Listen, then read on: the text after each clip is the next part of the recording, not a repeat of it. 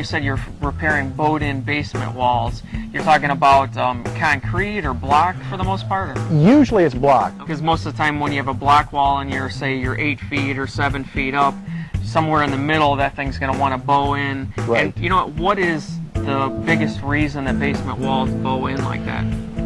Usually it's moisture that's been held in the ground, and then in the wintertime when it freezes, it pushes against that wall, and then over time, just a little bit at a time, year by year, eventually it becomes a big problem. So the dirt is settling and keeps pushing down on it? Right. Is that... Sometimes you also have a problem with tree roots or maybe big bushes that's in front of your house. Okay. That the roots just expand and have nowhere to go, and it eventually pushes on the wall.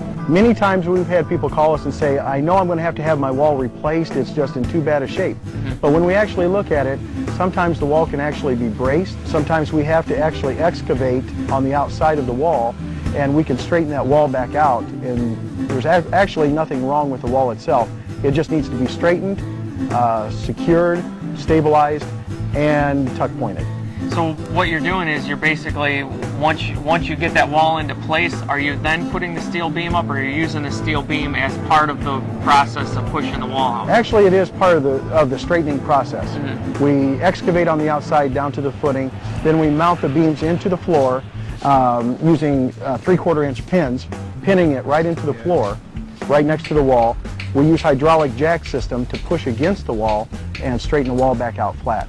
Once we've got the wall flat and straight, then we can bolt the beams into place up above into the floor joist, and the wall can't ever move. People can generally expect to save probably half of the cost of replacing all the walls, and 90+% of the time it's not necessary. Right. They don't have to have their house elevated. They can live in the house, and normally it takes us a fraction of the time to fix the wall as opposed to replacing it. Right. If you do have the block wall that's bowing in, you're seeing lines, maybe horizontal lines, or maybe a stair step effect from the corners coming all the way up, then you know you've got some movement in your basement wall. If that's the case, I many times tell people it's kind of like a tin can or an aluminum pop can. Okay. You can put a lot of weight on that can, but once it gets a little bow in it, and it loses a lot of its strength. Right. And same thing with a foundation wall. Your whole structure is sitting on that foundation wall. It is at least a good idea at that point to get the walls braced. When you see these beams that are against these walls, I mean, there's no way that thing's going to move. So we're all finished up down here, huh, Steve? Yeah, we got it all finished. What, oh, you've got it all painted and everything, too. Uh-huh. So it looks like now they're in a position where they could go ahead and finish this off if they wanted to, or it looks fine the way it is, right? Oh, they sure can. Yeah, they could leave it this way. Many people do, probably the majority of people do. Or if they wanted to finish the basement off, they could stud in around it and actually drywall it or whatever they want to do. So normally you're basically going to come in and you're going to do all the construction work, and really it's up to the homeowner whatever they want to paint or finish it after that, right? Right. And you know what, these beams are different. I've seen a few basement jobs before where they had these I-beams and they were actually bowing to match the bow wall. They weren't strong enough to actually push it, I don't think. What's the difference with this? We've seen the same thing. Actually, it's because they're using a 3-inch beam. Okay. This here is a 4-inch beam, which actually I've been told by an engineer that it's actually twice as strong as a 3-inch beam. Just going with the extra inch. Right. Reason being, it's an inch thicker, so it's a third bigger. Actually, the webbing, the thickness of the steel itself is thicker, so it is about twice as strong as a 3-inch beam. Well, this looks fantastic. I mean, compared to what it was like before, it's unbelievable. It's it's a miracle. Right. Steve, I have a question for you. If in today's construction, you're either going to have a foundation that's poured concrete, or you're going to have a block foundation like this one, a cement block, cinder block, whatever you want to call it.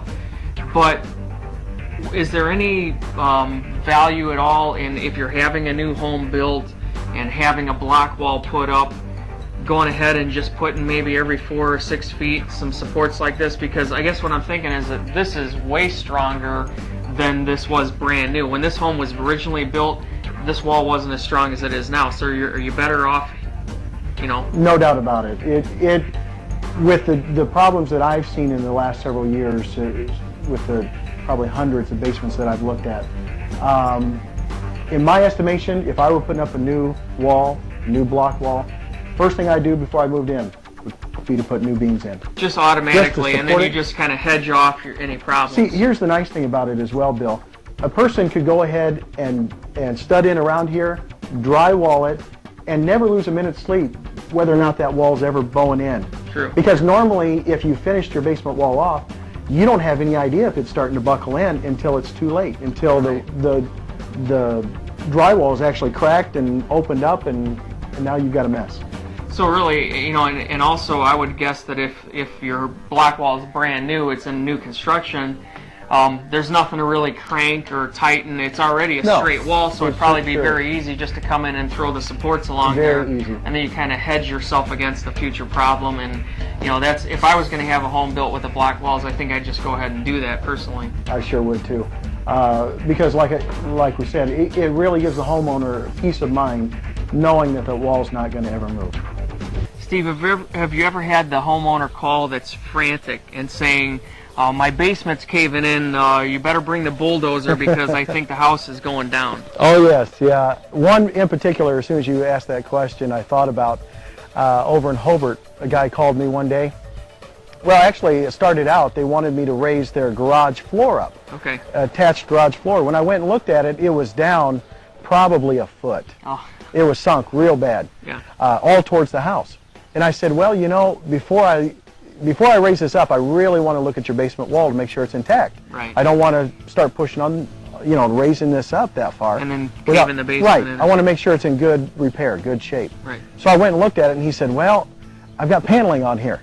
He said, well, so I told him, I said, well, you're going to need to take the paneling off so I can look at it and make sure that it's in good sound shape before we raise it up that far. So he took it off that night and called me, and he said, could you come over tonight and look at this? He said, I don't even want to go to bed tonight until you look at it. It looked like it was just going to cave in. Oh, wow. So we put a support beam in about every foot. Okay. And supported that wall so there was no way it could move. We raised the floor right up, the garage floor right up, and there was no problem. He's good to go. Oh yeah, that was a couple years ago. He's put drywall in now, and you would never know it. Sometimes something that seems so dramatic, if you just talk to the right people and have a plan, it can be worked out. And that's what's exciting. I'm not a foundation guy. I mean, I know how they are all put together, but as far as the vision for correction of them, sometimes it's harder for me to see that. So I can appreciate your expertise and being able to come in and say, oh, this is no problem, we can fix this if we do X, Y, and Z. Right. So that's, you know, you're a troubleshooter a lot of the time. That's what we do a lot of. Right. Exactly. People, this is the first time they've seen a wall bow in when it's theirs. Right. We see them every day. Right. So everybody thinks that this is probably the worst one in the whole world. But actually, I've seen some that were much worse than others. But I've yet to find one that we haven't been able to repair. If you're in an area that's got a lot of sand, are you going to be less prone to having walls bowing in, in a sandy area? Oh, yes, definitely. Probably the worst situation is having a lot of clay. Okay. Because it's going to hold a lot of moisture. And then when that in the wintertime, it freezes and it expands. It starts pushing on the wall. So what we do is we put the beams on the inside to sandwich that wall in between whatever the fill is on the outside and the beams on the inside. So the wall can't go anywhere.